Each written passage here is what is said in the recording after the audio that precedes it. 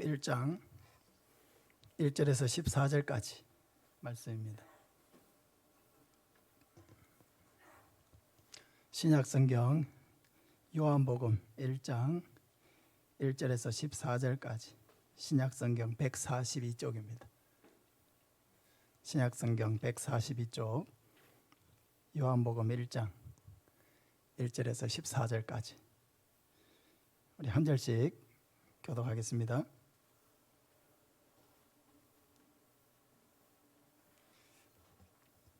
태초에 말씀이 계시니라. 이 말씀이 하나님과 함께 계셨으니 이 말씀은 곧 하나님이시니라.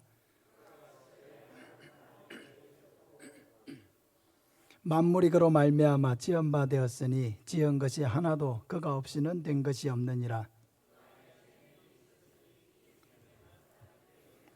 빛이 어둠에 있으되 어둠이 깨닫지 못하더라.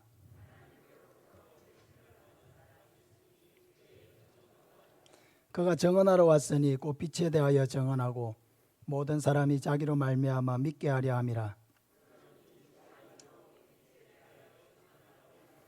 참빛 곧 세상에 와서 각 사람에게 비추는 빛이 있었나니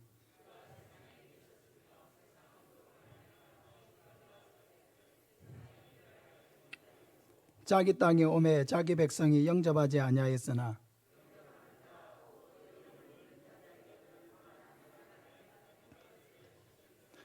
이는 혈통으로나 육정으로나 사람의 뜻으로 나지 아니하고 오직 하나님께로부터 난 자들이니라.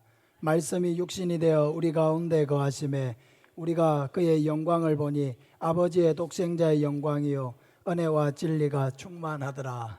아멘. 빛으로 오신 예수님을 믿으라 하는 제목으로 말씀을 전하겠습니다. 신약 성경에 복음서가 4개가 있습니다. 이 4개의 복음서는 서로 다른 관점에서 예수님을 증거해 주고 있습니다.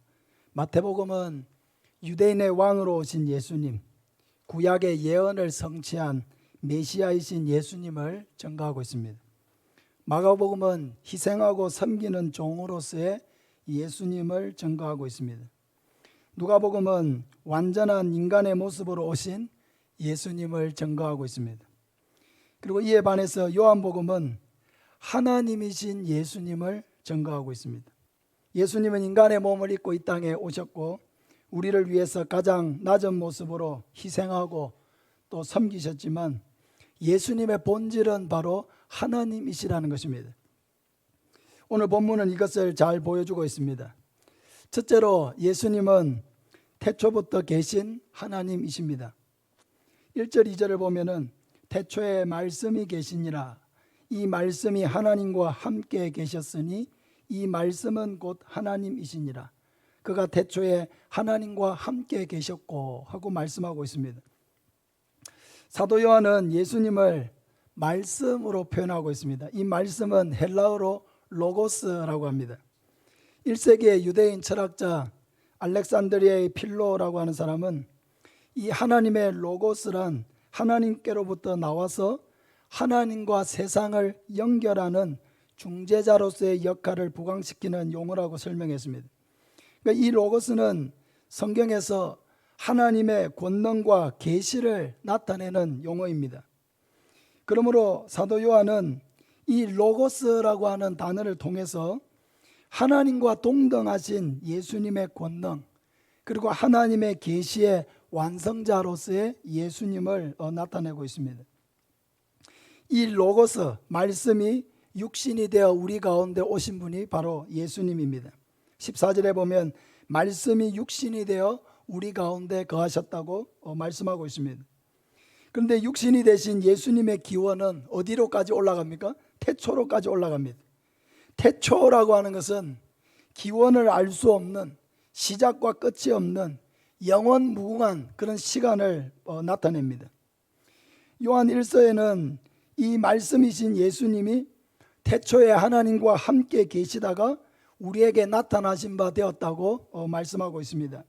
요한 1서 1장 1절부터 보면 태초부터 있는 생명의 말씀에 관하여는 우리가 들은 바요 눈으로 본 바요 자세히 보고 우리의 손으로 만진 바라.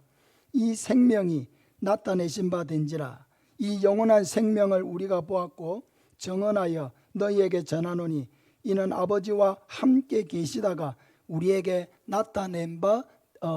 나타내신 바 된 이시니라. 사도 요한은 이 말씀이 곧 하나님이시라고 했습니다. 이게 나오는 말씀, 생명은 다 예수님을 가리키는 표현들입니다. 이 말씀은 곧 하나님이시니라. 다른 말로 하면은 예수님은 곧 하나님이시니라 하고 기록하고 있는 것입니다. 그러므로 빌립보서 2장 6절에도 그는 근본 하나님과 본체시나 하고 말씀하고 있습니다. 예수님이 근본적으로는 하나님과 같은 분이라고 하는 것입니다. 그러므로 예수님은 성부 하나님과 같이 영원하시고 하나님과 동등된 지위를 가지시고 하나님과 같은 그런 영광 가운데 거하시고 하나님과 같은 능력과 권세를 가지시고 하나님과 모든 부분에서 동등하신 하나님이시라고 하는 사실을 우리는 알 수 있습니다. 우리 한번 따라합시다. 예수님은 하나님이십니다. 예수님은 하나님이시다. 이것이 우리에게 중요한 신앙 고백입니다. 둘째로 예수님은 창조주 하나님이시라고 말씀하고 있습니다. 3절에 보면은 만물이 그로 말미암아 지은 바 되었으니 지은 것이 하나도 그가 없이는 된 것이 없느니라. 예수님은 영원 전부터 하나님과 함께 계셨을 뿐만 아니라 세상 만물을 창조하실 때에도 창조자로서 역사하셨다는 것입니다. 골로새서 1장 16절 이하에 보면 만물이 그에게서 창조되되, 이 그는 바로 예수님을 가리킵니다. 만물이 그에게서 창조되되 하늘과 땅에서 보이는 것들과 보이지 않는 것들과 혹은 왕권들이나 주권들이나 통치자들이나 권세자들이나 만물이 다 그로 말미암고 그를 위하여 창조되었고 또한 그가 만물보다 먼저 계시고 만물이 그 안에 함께 섰느니라. 모든 세상 만물이 성부 하나님뿐만 아니라 성자 예수님을 통해서 창조되었다고 하는 것입니다. 그래서 예수님을 포함한 삼위 하나님을 통해서 하늘과 땅에 보이는 것들, 보이지 않는 것들, 세상의 모든 왕들과 주권자들이 삼위 하나님의 섭리 가운데서 이 땅 가운데 나오게 되었다고 말씀하고 있는 것입니다. 창세기 1장은 이 창조 사역이 삼위 하나님의 협동 사역이었다는 것을 잘 증거해 주고 있습니다. 우리 창세기 1장 1절 너무나 잘 알고 계시죠. 태초에 하나님이 천지를 창조하시니라. 이렇게 선언한 후에 사람을 창조하시는 부분에 가서는 이렇게 말씀합니다. 하나님이 이르시되 우리의 형상을 따라 우리의 모양대로 우리가 사람을 만들고 그들로 바다의 물고기와 하늘의 새와 가축과 온 땅과 땅에 기는 모든 것을 다스리게 하자 하시고, 성부 하나님이 혼자서 이 모든 것을 창조하셨다고 하면 여기에 우리라고 하는 복수를 사용하실 필요가 없습니다. 그러나 이 사역이 성부 하나님의 단독 사역이 아니라 성부, 성자, 성령 삼위 하나님의 연합 사역이기 때문에 어떻게 표현하고 있습니까? 우리의 형상을 따라 우리의 모양대로 우리가 사람을 만들고 이렇게 표현하고 있는 것입니다. 그러므로 성부 하나님도 창조주 하나님이시고 성자 예수님도 창조주 하나님이시고 성령 하나님도 창조주 하나님이시라는 것을 우리는 믿어야 하는 것입니다. 우리 한번 따라합시다. 예수님은 창조주 하나님이십니다. 이것이 바로 성경이 우리에게 가르쳐주고 계신 것입니다. 세 번째로 이 하나님이신 예수님이 이 세상에 생명이요 빛으로 오셨다고 하는 사실입니다. 4절 5절을 보면 그 안에 생명이 있었으니 이 생명은 사람들의 빛이라. 빛이 어둠에 비치되 어둠이 깨닫지 못하더라. 예수님은 영원한 생명이고 빛이십니다. 그러므로 예수님이 이 세상에 오셨다는 사실, 생명이요 빛이 그 예수님이 이 세상에 오셨다는 그 사실이 바로 우리에게는 소망이 되는 것입니다. 왜냐하면 인간은 죄로 인해서 다 죽어야 하는 존재가 되었기 때문입니다. 이 죽는다라고 하는 것은 육신이 일단 죽는 거죠. 육신의 죽음. 그러나 이 육신의 죽음뿐만 아니라 영원한 지옥의 형벌을 받아야 한다라고 하는 사실입니다. 육신도 죽어야 하고 우리의 영혼도 영원한 지옥의 형벌을 받아야 한다. 그런데 문제가 무엇입니까? 우리에게는 그 문제를 해결할 수 있는 그런 힘이 없다는 것입니다. 우리는 어떠한 노력이나 우리가 행하는 어떤 선행이나 우리가 돌을 닦거나 어떤 수행을 하거나 금욕을 하거나 어떤 노력으로도 우리의 죄의 문제를 해결할 수가 없다는 것입니다. 그러므로 우리가 구원을 받기 위해서, 우리의 인간이 구원을 받기 위해서는 인간이 아닌 우리 밖에서 구원의 손길이 우리에게 와야 합니다. 그래야 우리가 구원을 받을 수 있는 것입니다. 여러분, 우리 모두가 다 태평양 한가운데 빠졌다고 한번 생각을 해봅시다. 아무리 수영을 잘한다고 해서 여러분 그 태평양에서 혼자 살아서 나갈 수가 있습니까? 어떤 사람은 수영을 못하기 때문에 빠지자마자 그대로 그냥 죽는 사람도 있을 겁니다. 어떤 사람은 나름대로 해가지고 한 50m 간다고 생각해 봅시다. 어떤 사람은 한 100m를 가겠죠. 진짜 수영을 잘해서 어떤 사람은 1km도 가고 2km도 가고 10km를 가는 사람이 있을 수도 있습니다. 근데 공통점은 뭡니까? 100m를 가든 1km를 가든 10km를 가든 가다가 다 죽는다는 것입니다. 어느 누구도 스스로 자기를 구원할 수도 없을 뿐만 아니라 어느 누구도 다른 사람을 구해낼 수도 없다는 것입니다. 이것이 바로 죄인이 처한 운명입니다. 여러분, 인간이 만든 종교가 아무리 고상하고 탁월해도 우리의 죄의 문제를 해결해 줄 수가 없습니다. 탁월한 종교일수록, 더 윤리적이고 도덕적인 종교일수록 우리가 죄인이라는 것을 가르쳐 줄 수는 있습니다.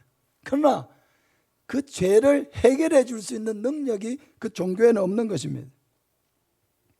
아무리 존경스럽고 뛰어난 그런 성인, 훌륭한 사람이 있다고 할지라도 그들도 우리를 죄에서 구할 수는 없습니다. 왜냐하면 그들도 다 태평양 한가운데 빠져있는 그런 사람에 불과하기 때문입니다. 자기의 생명도 구원하지 못할 뿐만 아니라 그가 다른 사람의 생명은 더더욱 구할 수가 없는 것입니다. 그럼 우리는 어떻게 구원을 받을 수 있습니까?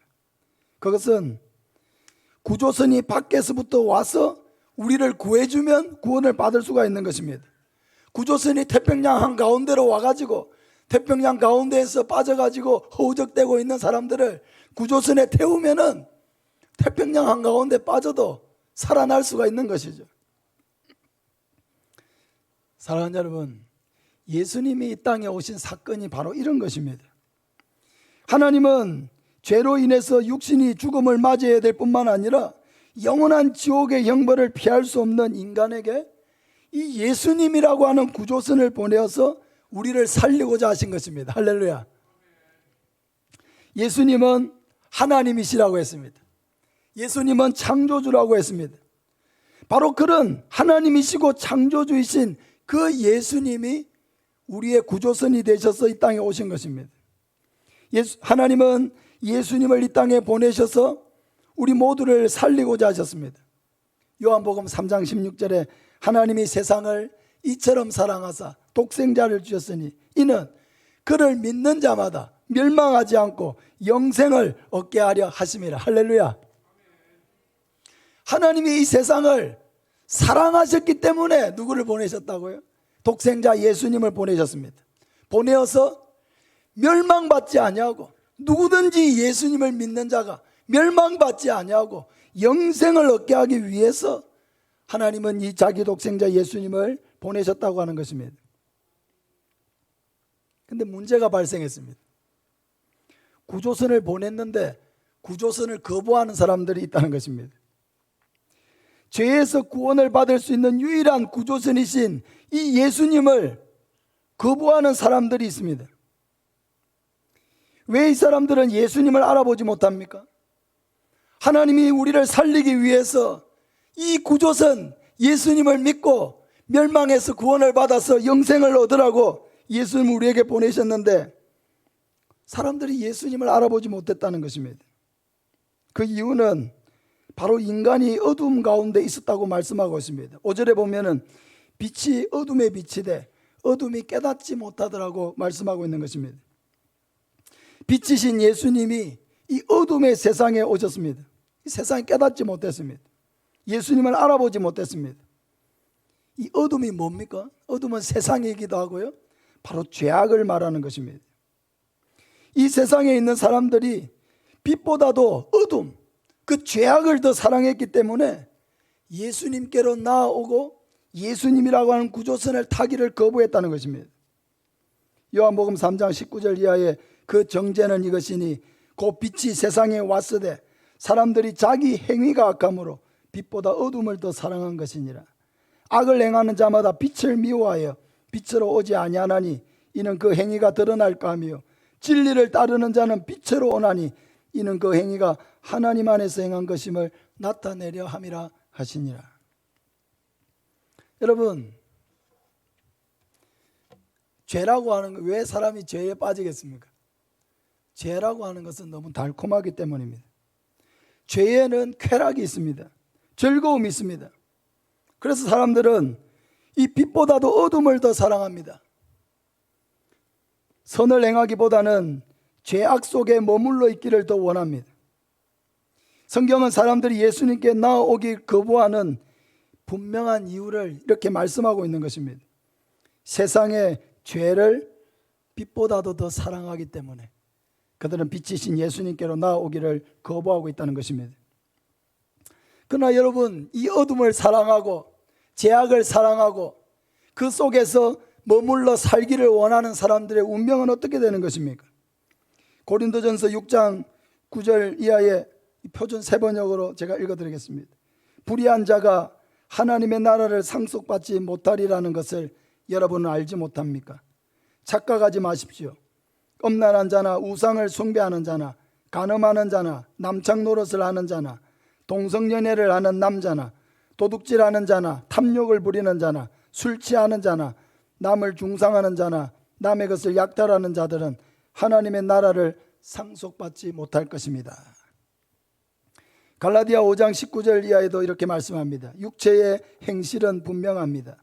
곧 음행과 더러움과 방탕과 우상숭배와 마술과 원수매정과 다툼과 시기와 분노와 이기심과 분열과 분파와 질투와 술취함과 흥청거리는 연애와 또 이와 비슷한 것들입니다.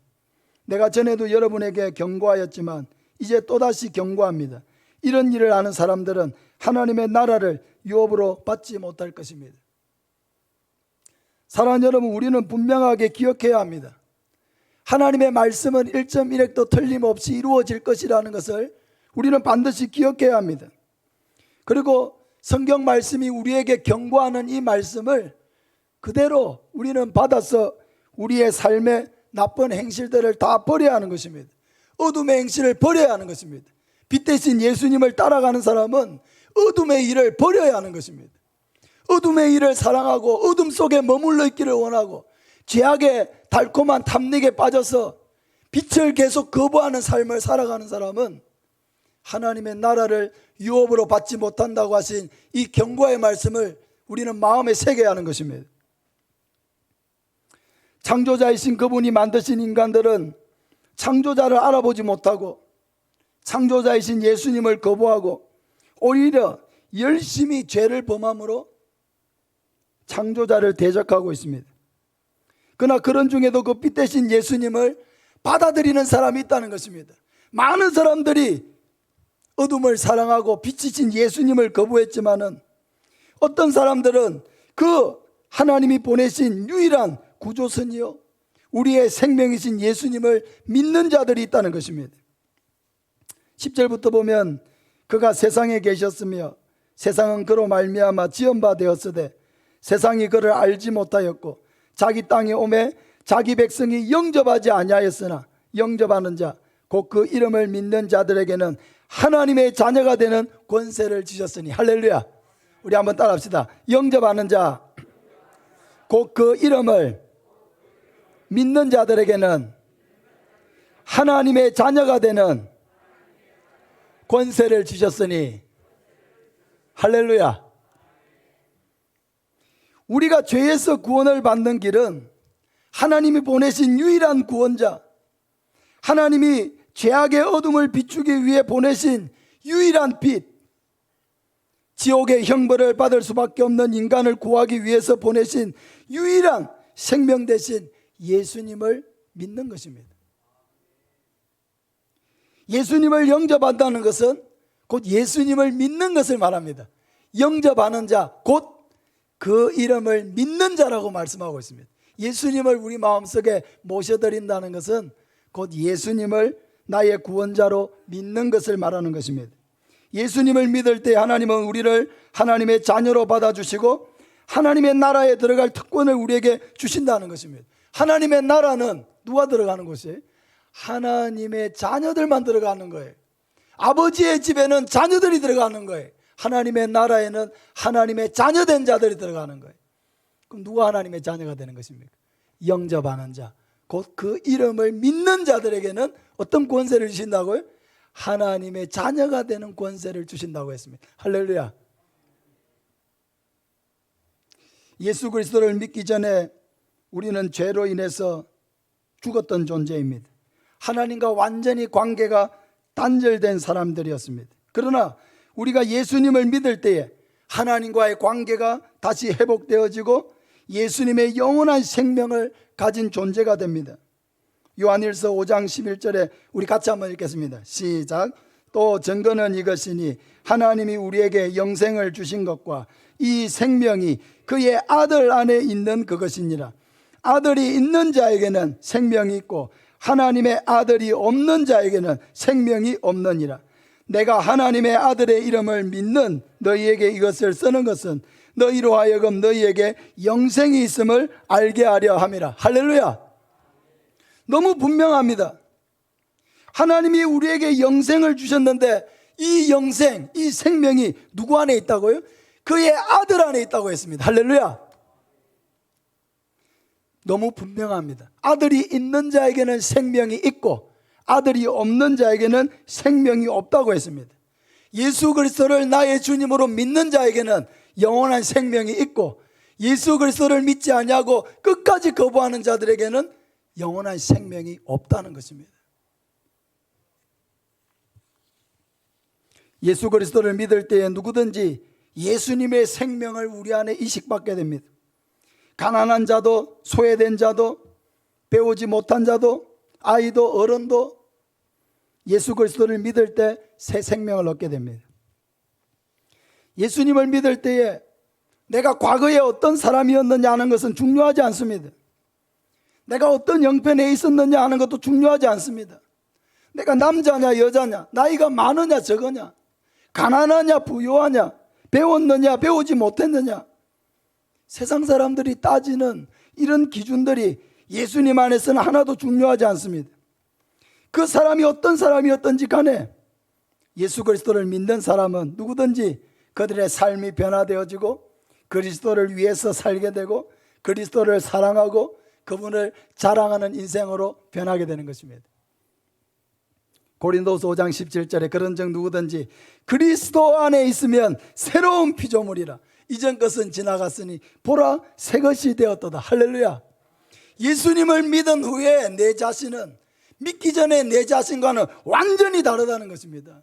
예수님을 믿기 전에는 죽어있는 생명이었지만 영원한 지옥의 형벌과 하나님의 진노 아래 있던 그런 생명이었지만 예수님 안으로 들어왔을 때는 하나님과의 관계가 회복되어지고 하나님의 사랑받는 자녀가 되고 영원한 천국, 영원한 생명을 가진 존재가 되었기 때문에 예수님을 믿기 전과 믿은 후의 삶은 완전히 달라지는 것입니다. 예수님이 우리의 모든 죄짐을 짊어지시고 십자가에서 죽으셨습니다. 우리가 당해야 될 모든 저주와 수치를 누가 당했습니까? 예수님이 대신 담당하셨습니다. 하나님이 우리에게 오직 요구하시는 것은 단지 예수님을 나의 구원자로 믿는 것입니다. 예수님이 나를 대신해서 나의 모든 죄의 형벌과 저주를 담당하시고 나를 구원해 주셨다는 것을 믿는 것입니다. 이 믿음이 나를 살리는 것입니다. 그러므로 예수님이 우리의 모든 죄를 짊어지심으로 우리의 모든 죄와 저주를 해결하신 나의 주 나의 구원자가 되신다는 것을 믿을 때에 하나님은 우리의 모든 죄를 용서해 주시고 나를 하나님의 자녀 삼아 주시고 영원한 천국으로 우리를 인도해 주신다는 것을 믿으시길 바랍니다. 뿐만 아니라 우리가 이 땅을 사는 동안에도 하나님은 우리의 삶을 인도해 주시고 보호해 주시고 하나님이 우리의 친아버지가 되셔서 우리의 앞길을 인도하시고 우리의 기도에 응답해 주십니다. 사랑하는 여러분, 우리를 죄와 사망에서 구원하실 분은 오직 예수님밖에 없다는 것을 믿으시기를 바랍니다. 세상에 이런 빛 대신 예수님을 믿지 못하니까 하나님께서 누구를 보내셨습니다. 누굽니까? 바로 세례 요한입니다. 6절부터 보면은 하나님께로부터 보내심을 받은 사람이 있으니 그의 이름은 요한이라. 그가 증언하러 왔으니 곧 빛에 대하여 증언하고 모든 사람이 자기로 말미암아 믿게 하려 함이라.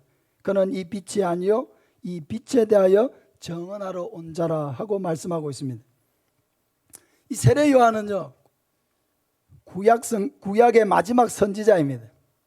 이 구약의 선지자의 가장 중요한 역할이 뭡니까? 하나님이 보내실 메시아, 죄인을 구원하기 위해 보내실 그 구원자에 대해서 예언의 말씀을 전하는 것이 바로 구약의 선지자들의 가장 중요한 사역입니다. 그런 점에서 이 세례 요한은 그 구약의 마지막 선지자입니다. 세례 요한은 사람들이 구원자이신 예수님을 알아볼 수 있도록 많은 사역을 했습니다. 세례 요한은 예수님이 메시아로서 사역을 시작하실 때에 예수님에게 뭘 베풀었습니까? 세례를 베풀었습니다. 사실 예수님은 죄가 없으시기 때문에 세례를 받으실 필요가 없습니다. 세례를 받는다는 것은 죄를 씻는다는 것입니다. 예수님은 죄가 없기 때문에 세례를 받으실 필요가 없습니다. 그러나 우리의 죄를 대신할 구원자로서의 사역을 시작하시기 위해서 우리의 모든 죄를 대신 짊어진 자로서 우리와 동일한 처지에서 세례를 받으신 것입니다.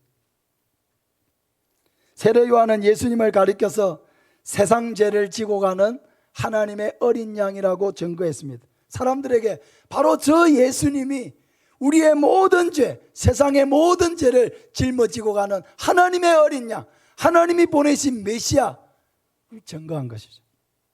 세례 요한은 예수님을 가리켜서 성령으로 세례를 베푸실 자라고 증거했습니다. 누가복음 3장 16절에 요한이 모든 사람에게 대답하여 이르되 나는 물로 너희에게 세례를 베풀거니와 나보다 능력이 많으신 이가 오시나니 나는 그의 신발끈을 풀기도 감당하지 못하겠노라.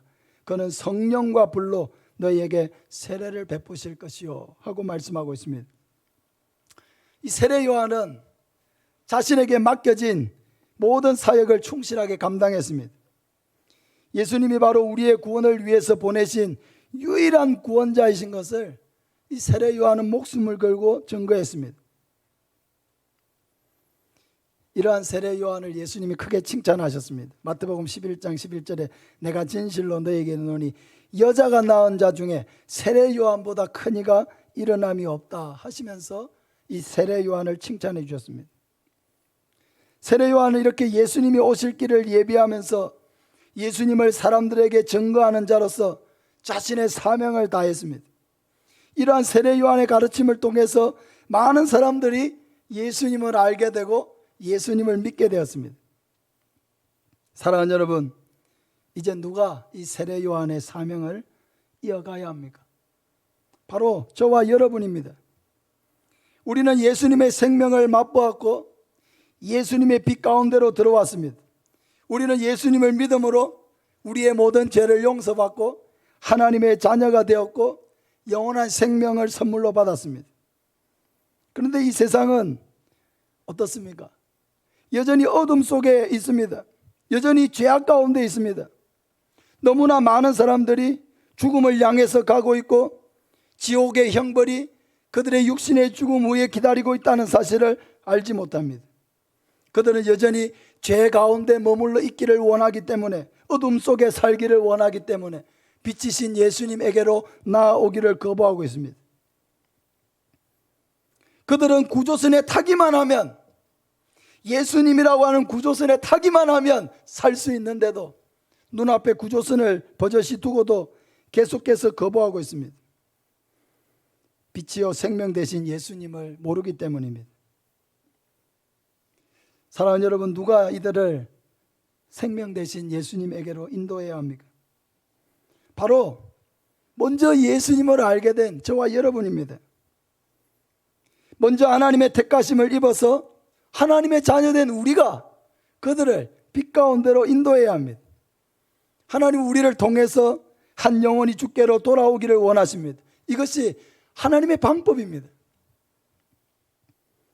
고린도전서 1장 12절 21절 우리 같이 한번 읽겠습니다. 시작. 하나님의 지혜에 있어서는 이 세상이 자기 지혜로 하나님을 알지 못하므로 하나님께서 전도에 미련한 것으로 믿는 자들을 구원하시기를 기뻐하셨도다. 사랑하는 여러분, 누군가가 나의 손을 이끌고 이 교회로 오게 했다면은 그것은 바로 여러분을 정말로 사랑하기 때문이고 하나님이 여러분을 너무나 사랑하시기 때문에 하나님께서 이 자리로 인도하신 줄로 믿습니다. 하나님의 지혜, 하나님의 그 전능하신 능력을 생각할 때에 전도하는 것, 이거 여러분 너무 미련한 방법이 아닙니까? 천지를 창조하신 그런 하나님의 무한하신 능력을 생각할 때에 우리와 같이 연약한 자들을 통해서 한 생명을 주께로 인도하는 것은 너무나 미련하고 더딘 방법입니다. 그러나 하나님은 이 방법을 통해서 한 사람 한 사람을 교회로 인도하시고 예수님을 믿게 하십니다. 사랑하는 여러분, 우리가 예수님을 전하는 것은 예수님 외에는 다른 길이 없기 때문입니다. 예수님 외에는 하나님께서 우리에게 다른 구원자를 주신 일이 없기 때문에 우리는 이 예수님을 정말로 간절하게 전하기를 원하는 것입니다. 사도행전 4장 12절에 예수밖에는 다른 어떤 이에게서도 구원은 없습니다. 우리가 구원받을 이름은 사람들에게 주신 이름들 가운데 하늘 아래에 이 이름밖에는 달리 없습니다 하고 말씀하고 있습니다. 예수님 외에는 다른 어떤 이에게서도 구원이 없다는 거예요. 여러분, 예수님을 만나지 못한 사람, 예수님을 믿지 않는 사람은 결코 이 세상에서 행복을 알 수가 없습니다. 예수님을 믿지 않는 사람은 천국의 기쁨을 알 수 없고 영생의 기쁨을 알 수가 없고 우리 인생의 가치를 알 수가 없습니다. 오직 우리를 창조하시고 우리를 위해서 십자가에 죽으심으로 우리의 모든 죄와 허물을 대신하신 그 예수님을 믿을 때 비로소 우리는 하나님의 관점에서 하나님이 나를 얼마나 사랑하시는지, 나를 얼마나 귀하게 여기시는지, 내 한 사람이 주께로 돌아오기를 하나님이 얼마나 간절하게 기다리시는지 우리는 비로소 깨닫게 되는 것입니다. 저는 우리 교회를 통해서 예수님을 믿고 신앙생활하는 한 분 한 분을 볼 때 여러분 얼마나 놀랍고 감사한지 모릅니다. 가만히 누워서 생각을 해봅니다. 어떻게 그분이 예수님을 믿기로 생각을 정했을까? 어떻게 교회에 오겠다는 마음을 갖게 됐을까? 그 마음 속에서 하나님이 어떻게 역사를 해주셨는지, 어떻게 이 구원자 되시는 예수님을 믿어야 되겠다는 마음을 그들의 마음속에 주셨는지 여러분 생각할수록 너무너무 놀라운 일이 아닐 수가 없는 것입니다.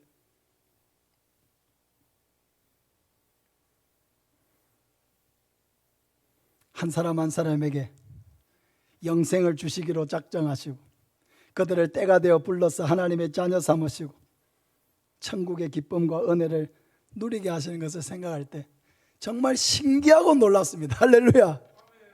정말 신기하고 놀랍습니다.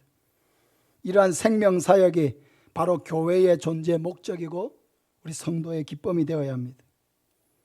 하나님 우리 교회를 사용하셔서 이 하유명과 또 고성과 삼천포와 사천과 진주와 이 서부 경남 지역에 예수님의 생명이 넘치고 많은 분들이 우리 교회를 통해서 또 우리 성도들을 통해서 예수님을 만나고 믿고 변화된 그런 새로운 삶을 시작할 수 있기를 축복합니다. 우리 모든 성도들이 오직 길이요 진리요 생명이신 예수님을 우리가 믿을 뿐만 아니라 또 많은 사람들에게 이 생명이요 빛이신 예수님을 전함으로 우리의 살아가는 인생이 생명의 전달자로서 영혼을 구원하는 자로서 살아가는 저와 여러분 되시기를 예수님의 이름으로 축복합니다. 우리 찬송하겠습니다. 428장 찬송.